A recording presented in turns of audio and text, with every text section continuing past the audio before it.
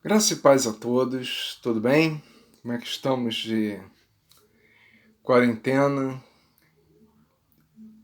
Espero que todos estejam bem, retornando gradativamente às suas atividades, com cuidado, com zelo, né? Tomando as precauções devidas. Eu quero trazer aqui, para a nossa meditação, a palavra. E eu tomo por base uma das passagens que eu acho mais bonitas da Bíblia Sagrada. E ela está ali em Daniel, capítulo 7, versos 9 e 10 e 13 e 14, que diz o seguinte: Enquanto eu olhava, tronos foram colocados em seus lugares e o ancião tomou seu lugar. Suas roupas eram brancas como a neve, e o cabelo da sua cabeça era como a lã pura. Seu trono era de chamas flamejantes com rodas de fogo. Um riacho de fogo fluía da sua presença. Milhares de milhares ministravam a ele, milhões de milhões estavam diante dele. A seguir, o tribunal teve início e os livros foram abertos. Continuei recebendo visões noturnas, quando eu vi, vindo com as nuvens do céu, alguém como um filho de homem. Ele se aproximou do ancião e foi conduzido à sua presença. Foram-lhe entregues o governo, a glória e o reino, para que todos os povos, nações e línguas lhe sirvam. Seu governo é um governo eterno, não passará, e seu reino jamais será destruído. O que mais me chama a atenção nessa passagem que acabei de ler é que ela descreve a exaltação de Cristo. Nós ocidentais chamamos Jesus de Jesus Cristo, os judeus chamam de Yahushua HaMashiach, né? E acima do que chamamos, ele é nosso Senhor. E foi ele quem morreu na cruz do Calvário por nós. E esse texto de Daniel, Daniel teve essa visão cerca de 800 anos, se não me falha a memória, antes da vinda do Messias, antes da vinda de Cristo. E essa descrição que o Daniel faz sobre o Messias, sobre o Filho do Homem que se apresenta diante do Ancião de Dias, é uma descrição muito linda. E ela é repetida depois pelo apóstolo Paulo, na carta aos Filipenses, no capítulo 2, versos 5 a 11, onde Paulo descreve o esvaziamento do Deus Filho, né, que é chamado em grego de kenosis, que diz o seguinte, essa passagem: que a atitude de vocês para com os outros seja governada pela união ao Messias e ao Yahushua. Apesar de ele viver na forma de Deus, não considerou a igualdade com Deus algo a ser mantido pela força. Ao contrário, esvaziou a si mesmo ao assumir a forma de um escravo, tornando-se como os seres humanos são. E quando ele surgiu como um ser humano, humilhou-se ainda mais, tornando-se obediente até a morte, morte na cruz como um criminoso. Portanto, Deus o elevou ao lugar mais alto e lhe deu um nome que está acima de todo nome, para que, em honra ao nome dado a Yahushua, todo joelho se dobre, no céu, na terra e debaixo da terra. E toda língua reconheça que Yahushua, o Messias, é Adonai, para a glória de Deus, o Pai. Lendo, para ter entendimento de nós ocidentais, fica assim, a mesma passagem, tá? Na mesma versão. Que a atitude de vocês para com os outros seja governada pela união a Cristo Jesus. Apesar de ele viver na forma de Deus, não considerou a igualdade com Deus algo a ser mantido pela força. Ao contrário, esvaziou a si mesmo ao assumir a forma de um escravo, tornando-se como os seres humanos são. E quando ele surgiu como um ser humano, humilhou-se ainda mais, tornando-se obediente até a morte, morte na cruz, como um criminoso. Portanto, Deus o elevou ao lugar mais alto e lhe deu um nome que está acima de todo nome, para que, em honra ao nome dado a Jesus, todo joelho se dobre, no céu, na terra e debaixo da terra, e toda língua reconheça que Jesus, Cristo, é Senhor, para a glória de Deus, o Pai.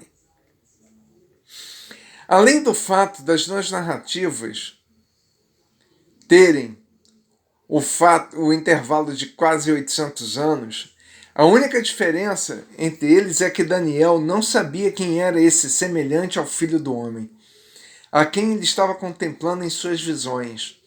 Já o apóstolo Paulo tinha conhecimento dos sofrimentos e do sacrifício de Jesus ao morrer na cruz no Monte Calvário, ou Gólgota, nos arredores de Jerusalém. Outro ponto é que Daniel nos mostra esse Filho do Homem sendo conduzido à presença do ancião, Deus Pai, e recebendo de suas mãos o governo, a glória e o reino, para que todos os povos lhe sirvam e que seu governo será eterno e seu reino não terá fim. Já o apóstolo Paulo nos diz que Deus Pai deu a Jesus o nome que está acima de todos os nomes, e que todos os joelhos se dobrarão diante dele e todas as línguas o confessarão como Senhor, para a glória de Deus Pai. Outro detalhe a ser ressaltado é que para que Jesus fosse exaltado dessa forma, ele deveria abrir mão da sua condição de Deus e tornar-se semelhante aos homens, nascidos de mulher, mas sem pecado. Tornar-se semelhante ao Filho do Homem, como em Daniel. A ponto de tornar-se mortal, como todos os demais homens, para que a justiça de Deus fosse satisfeita em relação ao pecado do homem, como está escrito pelo apóstolo Paulo nas passagens a seguir. Romanos 5, 12 a 17 fala da seguinte forma. Tudo funciona da seguinte forma. O pecado entrou no mundo por meio de um indivíduo, e mediante o pecado, a morte. Desse modo, a morte passou para toda a raça humana, porque todos pecaram. O pecado já estava presente no mundo antes da lei ser outorgada, mas o pecado não era contado desse modo enquanto não havia lei. Entretanto, a morte regiu de Adão até Moisés, mesmo sobre aqueles cujos pecados não eram exatamente iguais à violação do mandamento direto perpetrado por Adão. Nisso, Adão prefigurou aquele que viria. Entretanto, o presente gratuito não é semelhante à ofensa, pois se por meio da ofensa de um homem muitos morreram, então quanto mais a graça de Deus, isso é, o presente gracioso de um homem, Jesus, o Messias, excedeu a muitos. Não, o presente gratuito não é semelhante ao resultado do pecado de um homem, pois de um pecador procedeu o juízo que trouxe condenação, mas o presente gratuito vem após muitas ofensas e trouxe quitação. 1 Coríntios 15, 20 a 22. Entretanto, a verdade é que o Messias ressuscitou dos mortos, as primícias dentre os mortos. Pois a morte procedeu de um homem, e também a ressurreição dentre os mortos proveio de um homem. Em conexão com a morte de Adão, todos morrem. Então, em conexão com o Messias, todos serão vivificados. A semelhança entre as visões de Daniel e de Paulo não param por aí. Daniel, no início das suas visões, contemplou a instalação de um tribunal para o julgamento de alguém que seria presidido pelo ancião, Deus Pai. O apóstolo Paulo nos dá uma descrição desse julgamento na passagem a seguir. Não há dúvida de que é grande a verdade subjacente à nossa fé, anteriormente ocultada. Ele foi manifestado fisicamente e, como ficou provado, era justo em espírito. Visto por anjos, anunciado entre as nações, nele confiaram por todo o mundo e ele foi elevado em glória ao céu. Numa outra versão fala: aquele que foi manifestado em carne, foi justificado em espírito, contemplado por anjos, pregado entre os gentios, crido no mundo e recebido na glória. Ora, o julgamento contemplado por Daniel foi realizado no Monte Calvário, e quem foi julgado foi a humanidade através de Jesus. Devemos ter em mente que, antes de Jesus ir para a cruz, ele passou antes pelo Getsêmani, o Jardim das Oliveiras, próximo a Jerusalém, onde ele pediu ao Deus Pai que, se fosse possível, que ele completasse sua missão sem provar o cálice. Isso está ali em Mateus 26. Ora, que cálice é esse? Nas Escrituras só encontramos 3 passagens que falam do cálice como algo bom. Salmos 16:5, Salmos 23:5 e Salmos 116:13. Salmos 116:5 falam: Senhor, minha porção, meu cálice, tu guardas o meu futuro. Lugares aprazíveis foram reservados para mim. Estou contente com a minha herança. Salmo 23:5 fala o seguinte: Tu preparas para uma mesa para mim, à vista dos meus inimigos. Unges a minha cabeça com óleo de um cálice transbordante. Salmo 116:13 fala: Erguerei o cálice da salvação e invocarei o nome do Senhor. Pagarei os meus votos ao Senhor na presença de todo o seu povo. Já a partir dos profetas, o cálice toma um aspecto de punição da parte de Deus, onde sua ira é depositada até que ela é derramada sobre os seus inimigos. Isaías 51:17 fala o seguinte: Acorde, acorde, Jerusalém. Das mãos do Senhor você bebe o cálice da sua fúria. Você sorveu por inteiro o cálice da embriaguez. Jeremias 25, 15 e 16 fala o seguinte: Pois aqui está o que Adonai, o Deus de Israel, me disse: Pegue esta taça de vinho da fúria das minhas mãos e faça todas as nações onde eu os estou enviando beberem.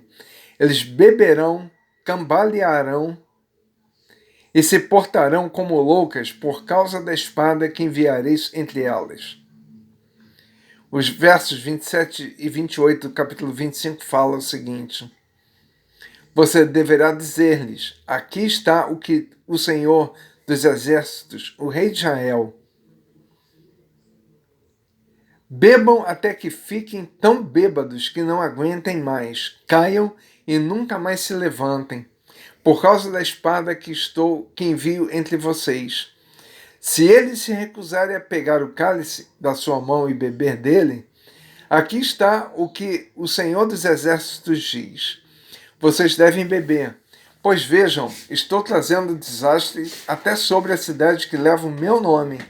Vocês esperam sair impunes? Sim, convocarei a espada para todos os moradores da terra, diz o Senhor. Jeremias 49:12. Pois é isso que o Senhor diz: Quem não merece beber desse copo, beberá a si mesmo. Você ficaria impune? Não, você não ficará impune, com certeza.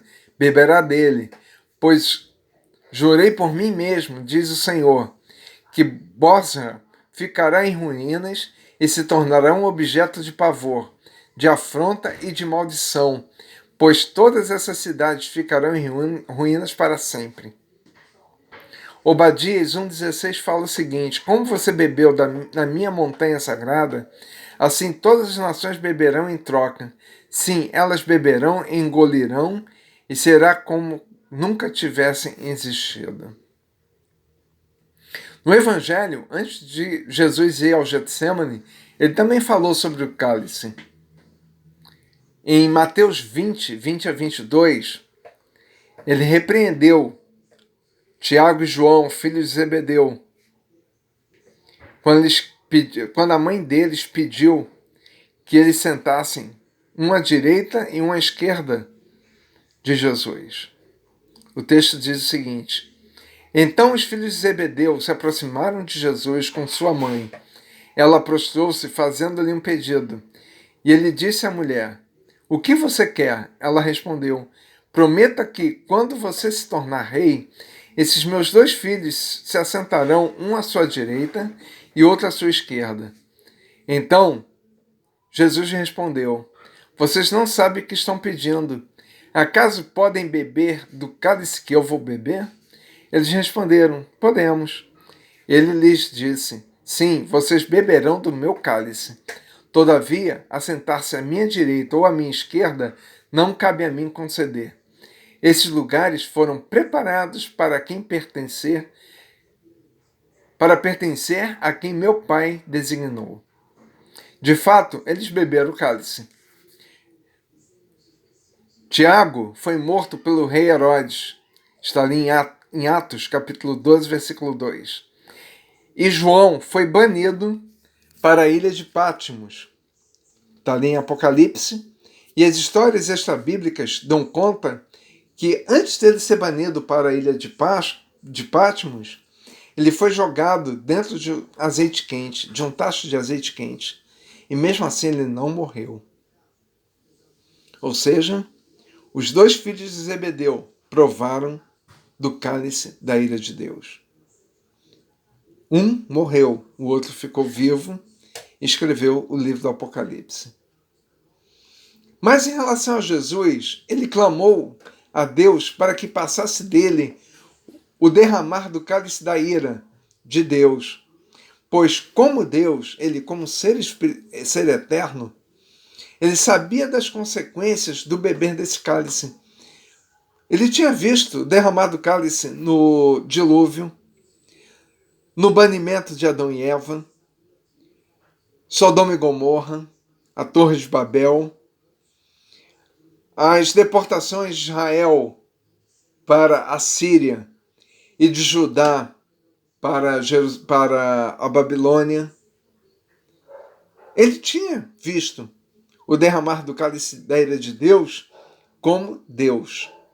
Agora, como homem, a história seria bem diferente, pois era ele, Jesus, homem, que estaria bebendo o cálice da ira de Deus em lugar de toda a humanidade, sofrendo a condenação que era sobre todos nós. Todos nós. Desde o pecado de Adão até o pecado dos 2 criminosos ali na cruz, ou de qualquer outra pessoa que estivesse viva ali no momento da crucificação, seriam contemplados, todos esses pecados seriam contemplados pelo derramar do cálice da ira de Deus naquele momento. Tem para mim que naqueles momentos em que os céus se escureceram entre o meio-dia e as 3 da tarde, foi o momento que Deus derramou o cálice da sua ira sobre toda a humanidade. E a sua ira se convergiu sobre Jesus. Tanto é que ele primeiro bradou: Eli, Eli, lama sabachthani, que significa: Deus meu, por que me desamparaste? Pois era necessário o abandono de Deus para que sua justiça fosse totalmente satisfeita no Messias, para que ele fosse o cordeiro de sacrifício perfeito e que ele se apresentasse diante de Deus como sacerdote perfeito, como mediador entre a humanidade e Deus, nos justificando através da sua morte e sua ressurreição. Quando ele concluiu todo o seu sofrimento, Jesus declarou: Está consumado. Em suas mãos entrego o meu espírito. Foi através do sacrifício do Messias e da sua vitória sobre o inferno e sobre o pecado que Deus deu uma segunda chance à humanidade. Pois creio que, se não fosse o sacrifício do Messias, naquele exato momento, não haveria história humana daquele momento em diante e não estaríamos aqui tendo essa conversa. E é por causa desse sacrifício que agora temos livre acesso ao trono da graça, pois Jesus é o nosso intercessor e através dele podemos acessar a Deus. É o que nos diz ali em Hebreus 10, 19 e 23. Portanto, irmãos, temos confiança para usar o caminho aberto por Jesus até o lugar santíssimo.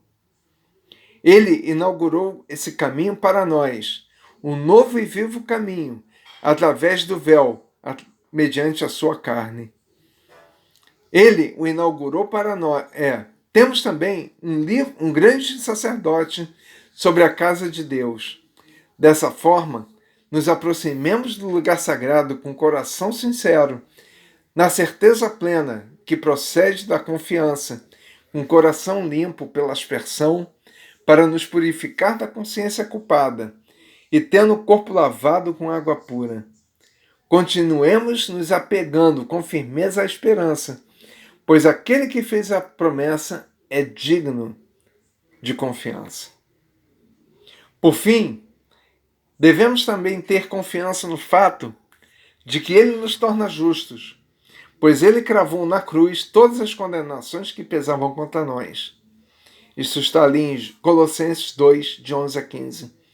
Logo, não é por obras que somos salvos, mas é por causa da certeza que temos de que somos salvos nele, para praticarmos as boas obras que ele preparou para nós, mesmo porque seu amor nos constrange a abandonarmos os pecados. É por causa do seu sacrifício em nosso lugar que amamos ao próximo como a nós mesmos. Perdoamos da mesma forma como fomos perdoados. Não cobiçamos nada dos outros. Partilhamos e não levantamos falso testemunho contra ninguém. Enfim, é por causa do amor de Deus que nós amamos. Que o eterno Deus e seu Espírito nos conduza em todo o tempo. Que Deus lhes abençoe, queridos, e que a graça e a paz do nosso Senhor Jesus, do nosso amado Adonai Yahushua HaMashiach, esteja com todos. Amém.